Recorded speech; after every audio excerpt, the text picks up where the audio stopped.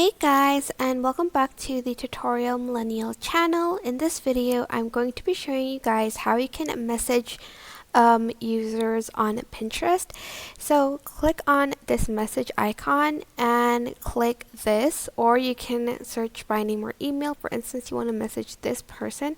So click on it, and here you can send a message like hello, and you can even send them pins. For instance, I don't know this, you can send them that and press the send button here. You can also sort of give them like a like by pressing the heart button. And that's it. I hope this tutorial was helpful for you guys. Don't forget to like, comment, share, and also sorry, don't forget to subscribe to this channel.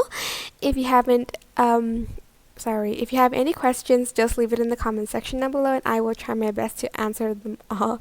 Thank you so much for watching. Bye.